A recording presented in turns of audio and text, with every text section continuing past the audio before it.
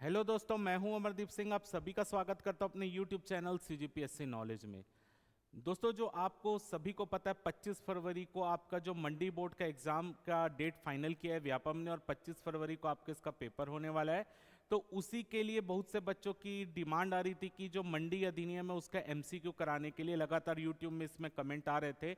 तो आज से हम छत्तीसगढ़ कृषि उपज मंडी अधिनियम 1972 के एमसीक्यू करने वाले हैं। ये उसका पार्ट 1 है। इस तरीके से 8 से 9 पार्ट और आने वाले हैं, और हर पार्ट में हम मंडी अधिनियम से रिलेटेड 20 क्वेश्चन करेंगे। और ऐसे करके 8 से 9 पार्ट आएगा, यानी आप मंडी अधिनियम के लगभग 150 से ज्यादा क्वेश्चन जो है आप पेपर में जाने से पहले यहां से सॉल्व करके जाओगे। ठीक है, तो ये उसका एक पहला पार्ट है। अगर आपको ये पार्ट पसंद आएगा तो आप कमेंट करके बताइएगा कि हमको और पार्ट चाहिए। मेरी प्लानिंग तो 8 से 9 पार्ट बनाने की है कि मैं आपको 8 से 9 पार्ट में पूरे मंडी अधिनियम को कवर कराऊंगा। हर अल्टरनेट दिन में आपका मंडी अधिनियम का एमसीक्यू लाने का मैं प्रयास करूंगा। तो अगर आपको ये वीडियो अच्छा लगे तो वीडियो को जरूर लाइक कर दीजिएगा, और अगर आपको ऐसे ही मंडी अधिनियम के और एमसीक्यू चाहिए तो उसका लिए भी कमेंट कर दीजिएगा, तो मैं उसको फटाफट अल्टरनेट डेज में आपके लिए मंडी अधिनियम के जितने भी 33% का, क्योंकि आपका वेटेज रखता है एग्जाम में, तो हम इसको पूरा अच्छा वहां पेपर में जाने से पहले पूरे क्वेश्चन को यहां पर सॉल्व करके जाएंगे। ठीक है, तो चलिए एक एक करके हम स्टार्ट करते हैं। पार्ट 1 है। आज की क्लास में हम मोस्ट इंपॉर्टेंट 20 क्वेश्चन करने वाले हैं, जिससे पेपर में क्वेश्चन आने की संभावना अच्छी खासी है। हम धीरे धीरे क्वेश्चन का लेवल को बढ़ाएंगे। पहले थोड़ा सा नॉर्मल लेवल में रखेंगे, और धीरे धीरे क्वेश्चन का लेवल जो है वो मॉडरेट से लेकर डिफिकल्ट तक, आपका कूट वाले क्वेश्चन तक, हर तरीके का पैटर्न हम करके जाने वाले हैं। ठीक है, तो चलिए पहला क्वेश्चन देख लेते हैं जो मंडी अधिनियम का है। छत्तीसगढ़ कृषि उपज मंडी अधिनियम 1972 का जो पहला क्वेश्चन है, छत्तीसगढ़ कृषि उपज मंडी अधिनियम 1972 का उद्देश्य क्या है? यानी छत्तीसगढ़ कृषि उपज मंडी अधिनियम आखिर बनाया ही क्यों गया है? ऑप्शन दिया है, राज्य में कृषि उपज के क्रय विक्रय को अधिक अच्छा विनियमित करने के लिए, कृषि उपज संबंधी मंडियों की स्थापना करने के लिए, कृषि उपज मंडियों का उचित प्रशासन करने के लिए, उपरोक्त सभी। आप अपना आंसर कमेंट बॉक्स में बता दीजिएगा। फिर अंत में ये भी बताइएगा कि आपके कितने क्वेश्चन सही हुए 20 में से। तो उसके अकॉर्डिंग आपको अपनी तैयारी और हमको आपको किस लेवल का क्वेश्चन कराना है उसके लिए हमको भी आइडिया लग पाएगा। ठीक है, तो देखिए कृषि उपज मंडी अधिनियम 1972 का उद्देश्य क्या है? जब भी पेपर में उद्देश्य वाले क्वेश्चन पूछा जाता है तो और आपके ऑप्शन में उपरोक्त सभी दिखेगा, तो 90% आपका आंसर उपरोक्त सभी ही होता है। तो देखिए छत्तीसगढ़ कृषि उपज मंडी अधिनियम क्यों बनाया गया? कि राज्य में कृषि उपज के क्रय विक्रय का अधिक अच्छा विनियमित कर पाए, यानी जो कृषि फसल आती है उसका क्रय विक्रय जो है वो प्रॉपर तरीके से रेगुलेट हो पाए, उसके लिए अधिनियम लाया गया है। बिल्कुल सही है। कृषि उपज संबंधित मंडियों की स्थापना करना, अरे भैया जो कृषि उपज का क्रय विक्रय होगा वो मंडी में ही तो होगा, तो उसको मंडी की स्थापना करने के लिए इस अधिनियम लाया गया है, ये भी सही है। तीसरा देखिए कृषि उपज मंडियों का उचित प्रशासन। अब आपकी कृषि उपज मंडी बन रही है जहां पर कृषि उपज का क्रय विक्रय होगा, तो उसको आपको एडमिनिस्ट्रेट करने के लिए व्यक्तियों को बैठाना पड़ेगा, मंडी समिति बनानी पड़ेगी, तो उसी के लिए अधिनियम लाया गया, यानी ये भी सही है। तो क्वेश्चन नंबर 1 का आंसर आएगा ऑप्शन डी, उपरोक्त सभी। ये तीनों उद्देश्यों की पूर्ति के लिए आपका मंडी अधिनियम बनाया गया है। क्लियर? अगला क्वेश्चन देख लेते हैं। सेकंड क्वेश्चन है आपका, छत्तीसगढ़ कृषि उपज मंडी अधिनियम 1972 भारतीय गणराज्य के किस वर्ष अधिनियमित किया गया है? छत्तीसगढ़ कृषि उपज मंडी अधिनियम 1972 भारत के गणराज्य बनने के कौन से वर्ष में अधिनियमित किया गया है? भारतीय गणराज्य के 21वें वर्ष में, 22वें वर्ष में, 23वें वर्ष में या 24वें वर्ष में? तो देखिए जो छत्तीसगढ़ कृषि उपज मंडी अधिनियम है, ये आपका राष्ट्रपति ने इसमें 18 अप्रैल 1973 में इसमें साइन किया है। राष्ट्रपति ने 18 अप्रैल 1973 में इस अधिनियम में साइन किया है, और ये अधिनियम जो है 27 अप्रैल 1973 को राजपत्र में प्रकाशित हुआ है। राष्ट्रपति ने 18 अप्रैल 1973 को साइन किया था, जबकि यह अधिनियम 27 अप्रैल 1973 को राजपत्र में प्रकाशित हुआ है। यानी अब यहां से अब भारत गणराज्य कब बना? भारत गणराज्य बन गया 1950 में। कब बना 1950 में? 26 जनवरी 1950 को। तो अब यहां से आप साल गिन लीजिए कौन सा साल आएगा। तो अगर आप 1950 से 1972 देखते हैं तो 1950 से 1972 कितना हुआ आपका? लगभग आ गया 22 साल। लेकिन क्योंकि 1972 तो 26 जनवरी 1972 तक कितना आया? 22 साल। लेकिन आपका अधिनियम में राष्ट्रपति ने इस विधेयक पर साइन कब किया? 18 अप्रैल 1973 को जाकर साइन किया। 18 अप्रैल 1973 को जाकर साइन किया, यानी 23वां वर्ष लग चुका है। यानी यहां पर आपका ये आंसर आएगा भारतीय गणराज्य के 23वें वर्ष में। समझ आ गया? तो याद रखना यहां पर आपका जब इस अधिनियम कब लागू हुआ पूछा जाए तो भारत के गणराज्य बनने के 23वें साल में जाकर यह अधिनियम लागू हुआ। ऑप्शन सी इसका बिल्कुल करेक्ट आंसर है। अगर आप अधिनियम पढ़ेंगे तो अधिनियम में भी भारतीय गणराज्य के 23वें वर्ष में इसका आंसर लिया गया है, तो सी बिल्कुल करेक्ट आंसर है। अगला क्वेश्चन देख लेते हैं। अगला क्वेश्चन है, तीसरा क्वेश्चन है, छत्तीसगढ़ राज्य कृषि उपज मंडी अधिनियम 1972 के तहत कृषि उपज का अर्थ क्या है? बहुत इंपॉर्टेंट क्वेश्चन है, क्योंकि अधिनियम का नाम ही क्या है? छत्तीसगढ़ राज्य कृषि उपज मंडी अधिनियम। तो इसमें कृषि उपज का मतलब क्या होता है? उद्यानिकी फसलें, पशुपालन, मधुमक्खी पालन या उपरोक्त सभी। तो देखिए, कृषि उपज का मतलब आपका खाद्य फसलें हो गया, उद्यानिकी फसलें हो गया, पशुपालन हो गया, वनोपज हो गया, या आपका मधुमक्खी पालन हो गया, ये सभी कृषि उपज है। तो यहां पर इसका आंसर आएगा ऑप्शन डी, उपरोक्त सभी। ये तीनों ही कृषि उपज के अंतर्गत आता है। तो ये याद रखिएगा, कृषि उपज के अंतर्गत और क्या क्या आएगा? तो कृषि उपज के अंतर्गत आपकी खाद्य फसलें, जो जितनी भी खाद्य फसल होती है वो भी कृषि उपज है। खाद्य फसल के अलावा आपकी उद्यानिकी फसलें, मधुमक्खी पालन, मत्स्य पालन, वनोपज, ये सभी कृषि उपज के अंतर्गत ही आएगा। तो इसका आंसर होगा ऑप्शन डी, उपरोक्त सभी। चलिए अगला क्वेश्चन देखते हैं। यहां पर क्वेश्चन नंबर 4 है, छत्तीसगढ़ कृषि उपज मंडी अधिनियम 1972 के तहत कृषक की क्या परिभाषा है? यानी छत्तीसगढ़ कृषि उपज मंडी अधिनियम के तहत कृषक की परिभाषा क्या दी गई है? पहला लिखा है, ऐसा व्यक्ति जो अपने स्वयं के श्रम के द्वारा कृषि उपज के उत्पादन में लगा हो उसको कृषक बोलते हैं। सेकंड, ऐसा व्यक्ति जो अपने पति या पत्नी के श्रम के द्वारा कृषि उपज के उत्पादन में लगा हो इसको कृषक बोलते हैं। तीसरा, ऐसा व्यक्ति जो अपने व्यक्तिगत पर्यवेक्षण के अधीन भाड़े के श्रमिक द्वारा कृषि उपज के उत्पादन में लगा हो इसको कृषक बोलते हैं, उपरोक्त सभी। तो देखिए, छत्तीसगढ़ कृषि उपज मंडी अधिनियम के तहत यदि वो व्यक्ति खुद जाकर कृषि कर रहा है तो भी कृषक कहलाएगा। अगर उस व्यक्ति का पति या पत्नी जाकर कृषि कर रहे तब भी वो कृषक कहलाएगा। तीसरा, यदि उसका खेत है और वो अपने खेत को किराए में देकर वहां पर किराए में किसानों को रखकर, कृषि मजदूरों को रखकर कृषि करवा रहा है तब भी वो व्यक्ति अपने आप को कृषक ही बोलेगा।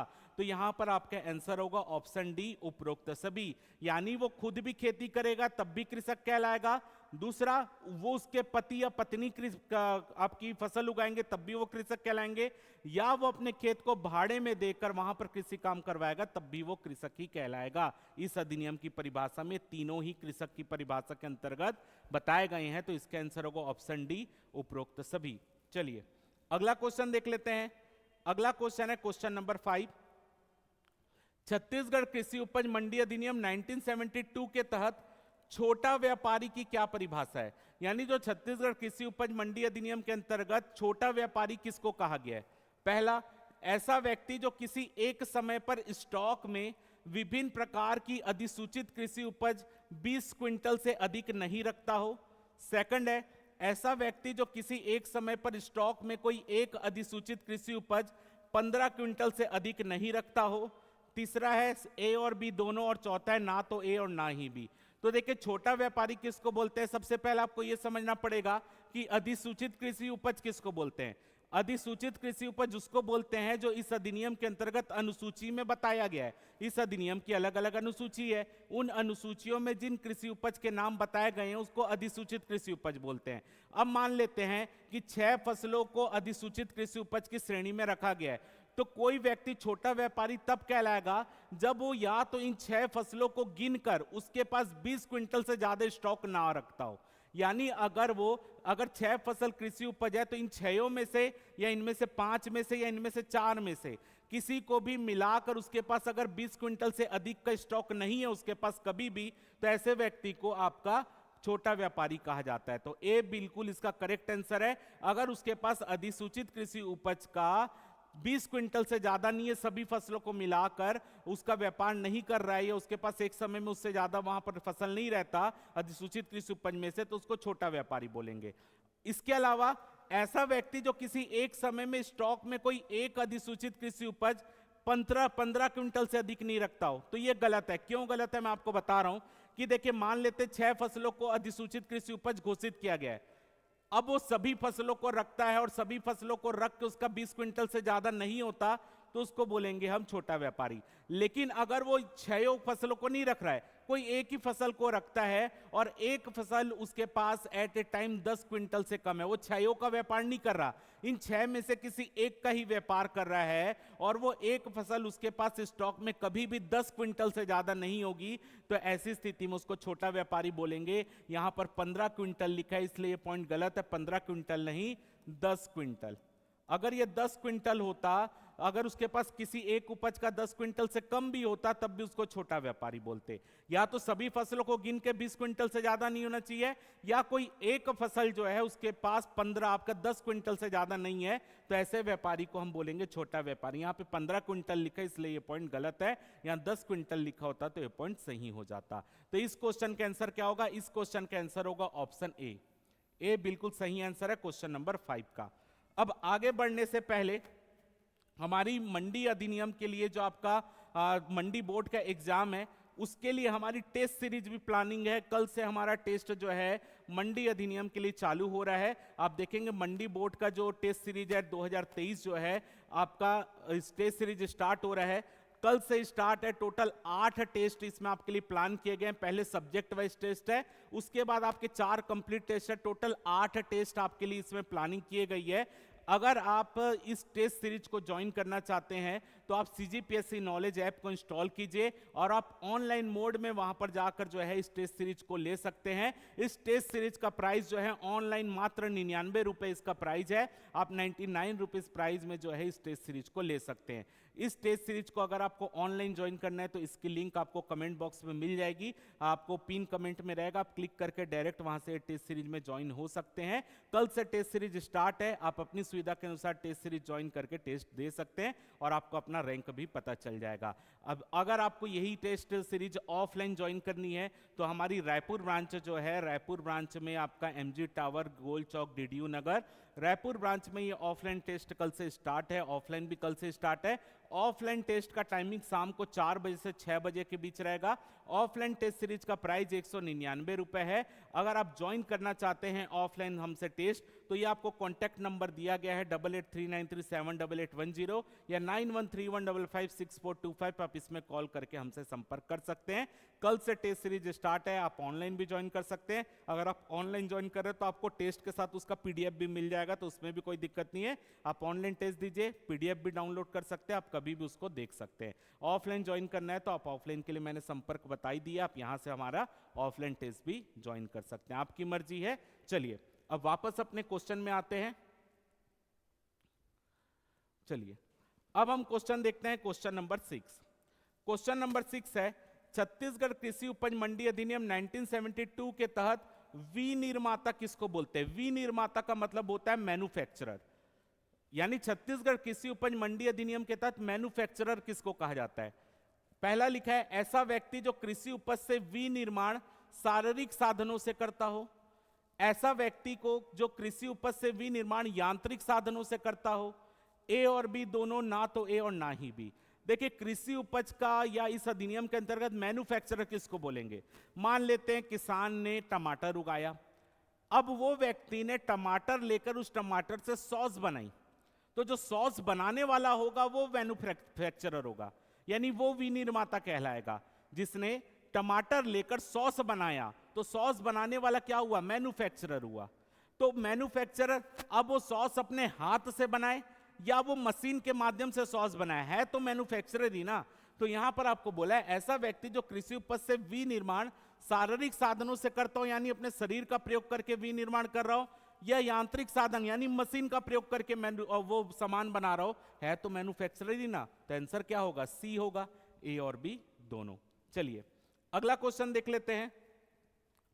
अगला क्वेश्चन है question number 7, terminal market complex निम्न में से किस प्रकार की फसलों के विपणन हेतु बनाया जाता है? छत्तीसगढ़ कृषि उपज मंडी अधिनियम के तहत टर्मिनल कॉम्प्लेक्स की बात की गई है। ये टर्मिनल मार्केट कॉम्प्लेक्स किन फसलों के लिए बनाया जाता है? खाद्य फसलों के लिए, उद्यानिकी फसलों के लिए, तिलहन फसलों के लिए, उपरोक्त सभी। तो जब आप मंडी अधिनियम पढ़ोगे, जिसके अगर आपने हमसे क्लास लिया होगा मंडी अधिनियम को, उसमें मैंने डिटेल में काफी ज्यादा इसको समझाया है। अगर आपने वो क्लास नहीं ज्वाइन किया, आपको कोई भी दिक्कत है, वो क्लास भी ज्वाइन कर सकते हो, उसका लिंक भी मैं कमेंट बॉक्स में दे दूंगा, आप मंडी अधिनियम वाला भी पार्ट ज्वाइन कर सकते हो। अगर टर्मिनल मार्केट कॉम्प्लेक्स किसको बोला जाता है, जहां पर उद्यानिकी फसलों के क्रय विक्रय के लिए जो मार्केट बनाया जाता है उसको टर्मिनल मार्केट कॉम्प्लेक्स कहा जाता है। तो यहां पर आंसर होगा option B, terminal market complex जो है उद्यानिकी फसलों के लिए बनाया जाता है। ठीक है, सब्जी, औषधि, पुष्प, ये सब उद्यानिकी फसलों के अंतर्गत आता है, तो उद्यानिकी फसलों के लिए टर्मिनल मार्केट कॉम्प्लेक्स बनता है। चलिए अगला देखते हैं, क्वेश्चन नंबर 8 है, इनमें से कौन सा कथन सही नहीं है, यानी आपको गलत कथन कौन सा इसकी पहचान करना है। पहला लिखा है प्रत्येक मंडी समिति एक निगमित निकाय होगी, प्रत्येक मंडी समिति का शाश्वत उत्तराधिकार होगा, प्रत्येक मंडी समिति की अपनी सामान्य मुद्रा होगी, इनमें से कोई नहीं। आपको बताना है कि जो क्वेश्चन दिया गया उसमें गलत पॉइंट कौन सा है। तो देखिए सबसे पहले लिखा है प्रत्येक मंडी समिति एक निगमित निकाय होगी। निगमित निकाय का मतलब होता है कॉर्पोरेट बॉडी। ऐसा कोई भी संस्था या ऐसी कोई भी समिति जो किसी अधिनियम के अंतर्गत बनाई जाती है उसको हम बोलते हैं मंडी, आपका कॉर्पोरेट बॉडी यानी निगमित निकाय। तो जो आपकी मंडी समिति है वो भी एक अधिनियम के अंतर्गत बना है, छत्तीसगढ़ कृषि उपज मंडी अधिनियम के अंतर्गत, यानी आपकी मंडी समिति जो होगी एक निगमित निकाय होगी, बिल्कुल सही है। सेकंड है प्रत्येक मंडी समिति का शाश्वत उत्तराधिकार होगा। शाश्वत उत्तराधिकार का मतलब यह होता है कि मंडी समिति हमेशा बनी रहेगी। जो मंडी समिति में अध्यक्ष बनेंगे, सदस्य बनेंगे, वो समय के हिसाब से बदलते रहेंगे। यानी ऐसी कोई चीज जो लगातार लंबे समय तक बनी रहती है, केवल उसमें जो अधिकारी या कर्मचारी जाएंगे उनकी वो बदलते रहते हैं, तो ऐसी चीज को हम बोलते हैं शाश्वत उत्तराधिकार। तो मंडी समिति तो हमेशा बनी रहेगी, लेकिन जो उसके अंतर्गत जो मंडी समिति के सदस्य बनेंगे वो तो चुनाव के माध्यम से बनते हैं, वो चेंज होते रहेंगे, क्योंकि हर बार चुनाव होगा, कोई नए सदस्य आ जाएंगे, कोई पुराने रह जाएंगे, इसलिए मंडी समिति का शाश्वत उत्तराधिकार होगा, बिल्कुल सही है। प्रत्येक मंडी समिति की अपनी सामान्य मुद्रा होगी। सामान्य मुद्रा का मतलब कॉमन सील। जैसे आप देखेंगे, अगर आप मंडी समिति का मान लेते एक मंडी समिति रायपुर में, तो मंडी समिति का नाम क्या होगा, रायपुर मंडी समिति। तो उसकी एक सील बनेगी, जो हम अगर मंडी समिति का कोई भी काम होगा उसमें वो सील बनाएंगे, सील लगाएंगे, और सील में रायपुर मंडी समिति लिखा रहेगा, यानी सील में मंडी का नाम ही तो लिखा रहेगा ना। तो हर मंडी समिति की अपनी कॉमन सील होगी, सामान्य मुद्रा होगी। तो ये तीनों सही है, और आपसे पूछा है कौन सा सही नहीं है, क्योंकि ये तीनों सही है, इसलिए आपका आंसर होगा उपरोक्त में से कोई नहीं, क्योंकि ये तीनों सही है और क्वेश्चन पूछ रहा है कौन सा सही नहीं है, तो तीनों सही है, इसलिए इसका आंसर होगा उपरोक्त में से कोई नहीं, कोई गलत नहीं है। चलो अगला क्वेश्चन देख लेते हैं, क्वेश्चन नंबर 9। क्वेश्चन नंबर 9 है, अगर किसी मंडी समिति को अपनी स्थावर संपत्ति का विक्रय करना है तो वह किसकी लिखित अनुज्ञा से ऐसा कर सकती है। यानी कोई मंडी समिति के अंतर्गत कोई स्थायी संपत्ति आ रही है और वो मंडी समिति को उस स्थायी संपत्ति को बेचना है या उस संपत्ति को किराए में देना है या पट्टे में देना है, तो मंडी समिति किसकी परमिशन लेकर ऐसा कर सकती है, ये आपसे क्वेश्चन पूछ रहा है। कलेक्टर, संचालक, राज्य सरकार या इनमें से कोई नहीं। अगर मंडी समिति को अपने अंतर्गत आने वाली किसी भी संपत्ति को बेचना है या उसको पट्टे में देना है तो उसको परमिशन लेनी पड़ेगी संचालक से। 20 का करेक्ट आंसर है संचालक। जो कृषि विपणन के अंतर्गत संचालक होते हैं उनसे परमिशन लेना पड़ेगा, और उनसे परमिशन लेकर मंडी समिति अपने अंतर्गत आने वाली कोई स्थायी संपत्ति, स्थायी संपत्ति का मतलब अचल संपत्ति, जैसे भूमि हो गया, भवन हो गया, ये सब अचल संपत्ति, इसको वो किराए में या बेच सकते हैं। ठीक है, अगला क्वेश्चन देख लेते हैं। अगला क्वेश्चन है क्वेश्चन नंबर 10, मंडी क्षेत्र को कितने निर्वाचन क्षेत्र में विभाजित किया जाता है। तो देखिए जो मंडी क्षेत्र होता है उस मंडी क्षेत्र से कृषक प्रतिनिधि को निर्वाचित करने के लिए उसको निर्वाचन क्षेत्रों में बांटते हैं। तो एक मंडी क्षेत्र को अधिकतम कितने निर्वाचन क्षेत्रों में बांटा जा सकता है, तो इसका आंसर है 10। क्योंकि जो किसी भी मंडी समिति में अधिकतम कितने कृषक प्रतिनिधि हो सकते हैं, तो उसका आंसर होता है 10। इसलिए उस मंडी क्षेत्र को अधिकतम 10 निर्वाचन क्षेत्रों में बांटा जा सकता है, इसलिए इस क्वेश्चन का आंसर होगा, 10वें क्वेश्चन का आंसर होगा ऑप्शन ए 10। अगला क्वेश्चन देख लेते हैं। अगला क्वेश्चन है क्वेश्चन नंबर 11, मंडी क्षेत्र में निर्वाचन क्षेत्रों की कुल संख्या के कितने स्थान महिलाओं के लिए आरक्षित होते हैं।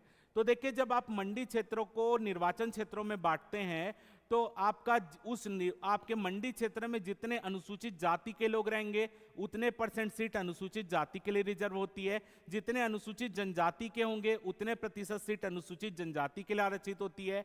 यदि SC और ST को दिया गया रिजर्वेशन 50% या उससे कम होता है तो ऐसी स्थिति में OBC को 25% मिलता है। और ओवरऑल महिलाओं का जो आरक्षण रहता है वो 1/3 होता है, यानी कुल सीटों का 1/3 महिलाओं के लिए आरक्षित होगा, और साथ ही साथ जो सीटें आरक्षित की गई है उसका भी 1/3 महिलाओं के लिए आरक्षित होता है। तो इसका आंसर होगा ऑप्शन बी 1/3। अगला क्वेश्चन देख लेते हैं, क्वेश्चन नंबर 12। क्वेश्चन नंबर 12 है, कोई भी व्यक्ति कृषकों का प्रतिनिधि निर्वाचित किए जाने के लिए तभी अर्हित होगा जब, यानी अगर कोई व्यक्ति कृषक प्रतिनिधि का चुनाव लड़ना चाहता है वो तो कब वो योग्य होगा। पहला, उसका नाम मंडी क्षेत्र की मतदाता सूची में सम्मिलित हो। सेकंड, वह कृषक हो।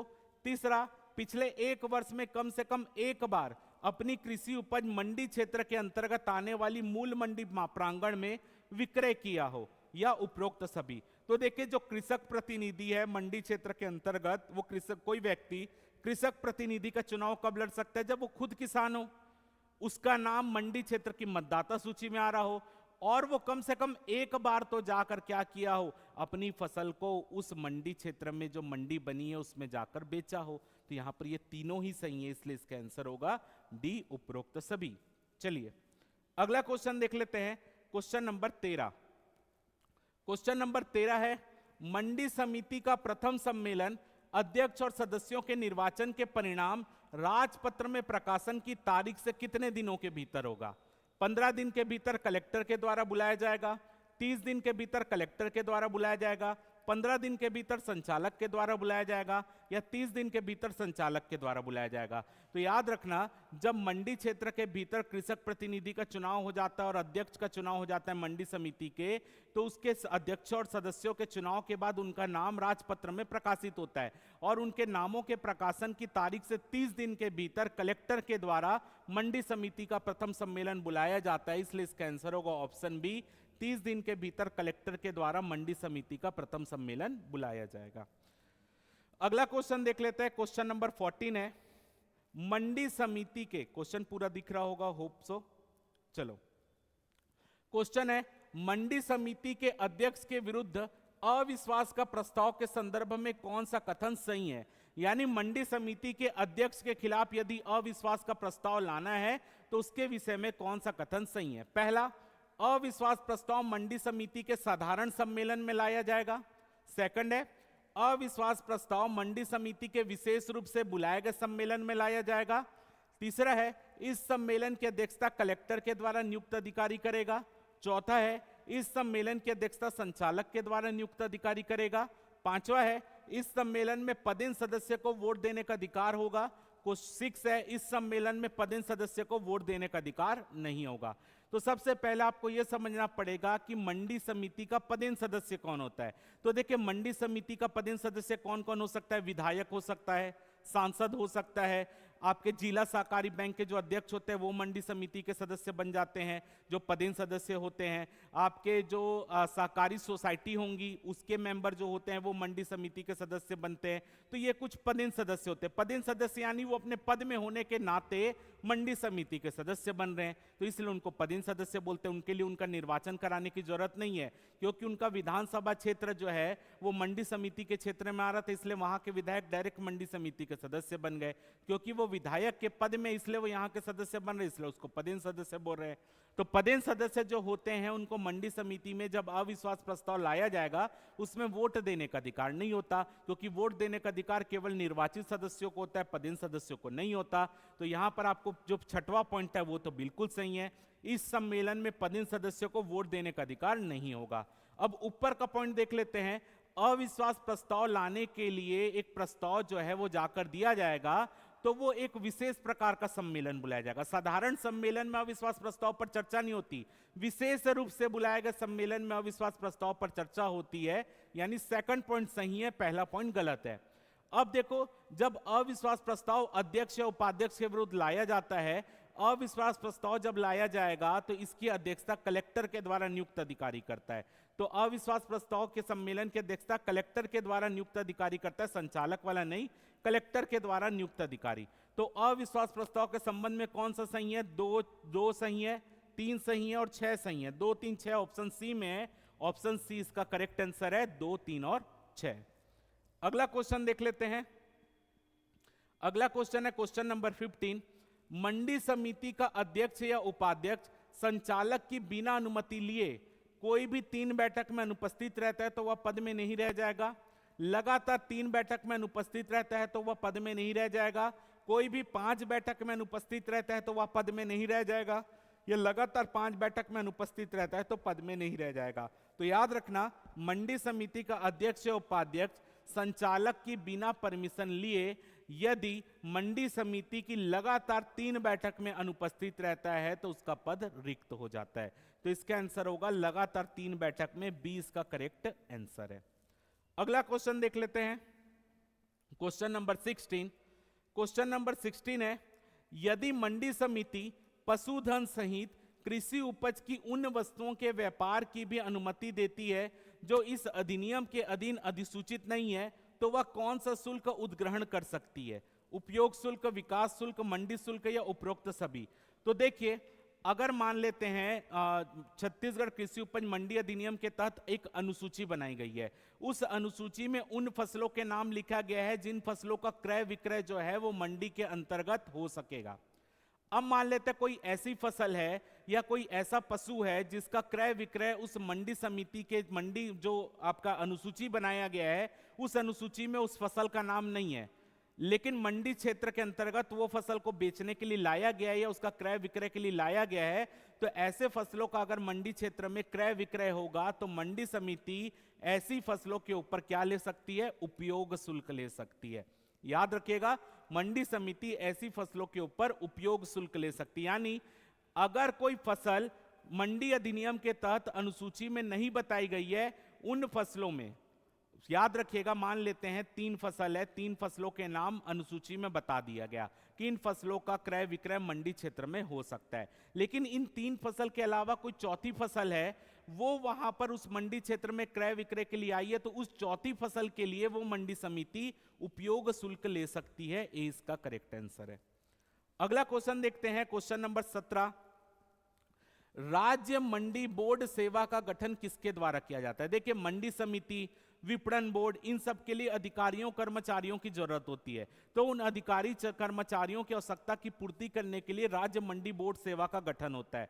तो राज्य मंडी बोर्ड सेवा का गठन किसके द्वारा किया जाता है? राज्य सरकार, छत्तीसगढ़ राज्य कृषि विपणन बोर्ड, संचालक या कलेक्टर? तो इसका आंसर होगा छत्तीसगढ़ राज्य कृषि विपणन बोर्ड। छत्तीसगढ़ राज्य कृषि विपणन बोर्ड के द्वारा ही राज्य मंडी बोर्ड सेवा का गठन किया जाता है, और राज्य मंडी बोर्ड सेवा जो मंडी समिति के लिए जितने अधिकारी कर्मचारियों की आवश्यकता होती है उन आवश्यकताओं की पूर्ति ये आपका राज्य मंडी बोर्ड सेवा करता है, जो किसके द्वारा गठित होता है? छत्तीसगढ़ राज्य कृषि विपणन बोर्ड के द्वारा गठित किया जाता है। अगला क्वेश्चन देखते हैं, क्वेश्चन नंबर 18। यदि कोई व्यक्ति मंडी क्षेत्र में कार्य करना चाहता है तो वह अपना आवेदन किसके समक्ष प्रस्तुत करेगा? देखिए, किसी भी व्यक्ति को अगर मंडी क्षेत्र के अंतर्गत काम करना है तो उसके लिए उसको लाइसेंस लेना पड़ेगा, यानी अपने आप को रजिस्टर्ड करवाना पड़ेगा। तो उसको किसके पास रजिस्टर्ड करवाना पड़ेगा? कलेक्टर के पास, संचालक के पास, छत्तीसगढ़ राज्य कृषि विपणन बोर्ड के पास या मंडी समिति के पास? तो अगर किसी को मंडी क्षेत्र के अंतर्गत काम करना है तो उसको लाइसेंस कहां से मिलेगा? मंडी समिति से। उसको रजिस्टर्ड करवाना पड़ेगा, अपने आप का पंजीयन करवाना पड़ेगा मंडी समिति के पास, और मंडी समिति उसको लाइसेंस जारी करेगी। उसके बाद वो मंडी क्षेत्र के अंतर्गत क्रय विक्रय कर सकता है। डी इसका करेक्ट आंसर है, मंडी समिति। अगला क्वेश्चन है क्वेश्चन नंबर 19। इंपॉर्टेंट क्वेश्चन है, प्रत्येक मंडी समिति बोर्ड को अपनी सकल प्राप्तियों का अधिकतम कितना प्रतिशत छत्तीसगढ़ राज्य विपणन विकास निधि के रूप में जमा करेगी? यानी हर मंडी समिति को अपनी आय का एक निश्चित भाग देना पड़ता है छत्तीसगढ़ राज्य कृषि विपणन बोर्ड को। तो वो कितना % हर मंडी समिति विपणन बोर्ड को देगी वो आपसे पूछ रहा है। और कौन सी निधि के लिए? छत्तीसगढ़ राज्य विपणन विकास निधि के लिए।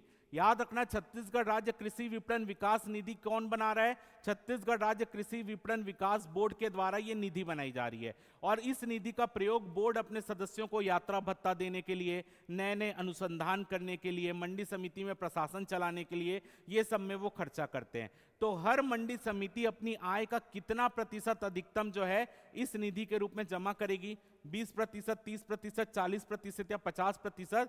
तो इसका आंसर है 40%। हर मंडी समिति अपनी आय का अधिकतम 40% जो है वो इस बोर्ड के पास विपणन विकास निधि के रूप में जमा करेगी। वो राशि कौन तय करेगा? राज्य सरकार राशि तय करेगी, लेकिन राज्य सरकार 40% से ज्यादा राशि तय नहीं कर सकती, 40% से कम राशि तय कर सकती है। और जितना राशि तय करेगी उतना राशि हर मंडी समिति को अपनी आय का देना पड़ेगा। किसको? छत्तीसगढ़ राज्य कृषि विपणन बोर्ड को विकास निधि के रूप में। तो 40% इसका करेक्ट आंसर है। अगला क्वेश्चन है, लास्ट क्वेश्चन है आज का। प्रत्येक मंडी समिति लाइसेंस शुल्क तथा मंडी शुल्क से प्राप्त आय का अधिकतम कितना प्रतिशत चक्रीय विपणन विकास निधि के रूप में जमा करेगी? यानी हर आपकी मंडी समिति लाइसेंस शुल्क और मंडी शुल्क से प्राप्त आय का कितना प्रतिशत चक्रीय विपणन विकास निधि के रूप में? याद रखना, वो विपणन विकास बोर्ड निधि था, यहां पर आपका चक्रीय विकास निधि बोल रहा है। चक्रीय विकास निधि किसके पास रहता है? संचालक के पास। याद रखना, चक्रीय विकास निधि किसका नियंत्रण किसके पास रहता है? चक्रीय विकास निधि का नियंत्रण संचालक के पास रहता है। और ऊपर जो हमने पढ़ा था यहां पर अगर आप देखोगे, यहां पर छत्तीसगढ़ राज्य विपणन विकास निधि। विपणन विकास निधि का पूरा किसके पास रहेगा अधिकार? विपणन विकास निधि का जो पूरा अधिकार है वो बोर्ड के पास रहेगा। जो छत्तीसगढ़ राज्य कृषि विपणन विकास बोर्ड बन रहा है उसके पास इस निधि का पूरा संचालन रहेगा। जबकि चक्रीय निधि का संचालन किसके पास रहेगा? चक्रीय विकास निधि का संचालन पूरा संचालक के पास रहेगा। तो हर मंडी समिति को संचालक के पास चक्रीय निधि के लिए एक राशि जमा करना पड़ता है। वो राशि अधिकतम कितना होगा? 10%, 20%, 30% या 40%? तो चक्रीय निधि के लिए 10% राशि जमा करना पड़ता है मंडी समिति को, अधिकतम, मैक्सिमम। याद रखना, लाइसेंस शुल्क और मंडी शुल्क का 10% उसको चक्रीय निधि के रूप में जमा करना पड़ेगा। क्लियर? तो उम्मीद करता हूं कि ये 20 क्वेश्चन आपको अच्छे लगे होंगे, आपको चीजें अच्छे से समझ आई होंगी। ठीक है, ऐसे ही ये हमारा पहला पार्ट है। अगर आपको वीडियो अच्छा लगा होगा तो आप लाइक कर दीजिएगा और कमेंट में बता दीजिएगा सर क्वेश्चन अच्छे थे। तो हम ऐसी 8-9 पार्ट मैं आपके लिए और प्लान कर रहा हूँ। अल्टरनेट दिन में आपके लिए इससे क्वेश्चन लाऊंगा। पेपर में अभी 1 महीने से ज़्यादा बचा हुआ है, तो हम उसको आराम से 10 से 15 दिन में कवर कर लेंगे जो 8 पार्ट है। लेकिन वो 8-10 पार्ट तभी आएंगे जब आपको ये पार्ट पसंद आया होगा, यानी अगर ये पार्ट आपको उपयोगी लगा होगा। और ये मेरे को कैसे पता चलेगा कि आपको उपयोगी लगा? आप कमेंट करके बताएंगे, लाइक करेंगे कि आपको ये पार्ट उपयोगी लगा है, तो उसके अकॉर्डिंग मैं आपका रिस्पांस देकर अगली क्लास आपका अल्टरनेट दिन में प्लान करूंगा और 20-20 करके आपके जितने एमसीक्यू हैं वो करेंगे। इसके अलावा जो मैंने टेस्ट सीरीज के बारे में आपको बताया, जिसकी डिटेल आपको नीचे चलती हुई भी दिख रही होगी, और कमेंट सेक्शन में मैं आपको उसका लिंक भी दे दूंगा। अगर आपको ऑनलाइन या ऑफलाइन टेस्ट ज्वाइन करना है तो कॉन्टैक्ट नंबर भी दिया गया है नीचे, उसमें आप कॉन्टैक्ट कर सकते हैं और उसको भी ज्वाइन कर सकते हो। कल से ही टेस्ट सीरीज स्टार्ट है। इसके अलावा यदि आपको मंडी अधिनियम का कोर्स चाहिए तो उसका भी लिंक मैं आपको कमेंट बॉक्स में दे रहा हूं। मंडी अधिनियम आपका पूरा, आपको अधिनियम का पार्ट चाहिए तो अधिनियम मिल जाएगा, इकोनॉमिक्स का चाहिए तो वो मिल जाएगा, कृषि का चाहिए तो वो मिल जाएगा, कंप्लीट कोर्स चाहिए तो हर पार्ट अवेलेबल है। आप अपनी सुविधा के अनुसार उन पार्ट को लेकर अपनी तैयारी को पुख्ता कर सकते हैं। तो उम्मीद करता हूं कि आपको ये क्लास अच्छी लगी होगी। अगर आपको वीडियो अच्छा लगा हो तो वीडियो को जरूर लाइक करें, चैनल को सब्सक्राइब करें, वीडियो को ज़्यादा से ज़्यादा शेयर करें। फिलहाल के इस वीडियो में सिर्फ इतना ही। जय भारत, जय छत्तीसगढ़।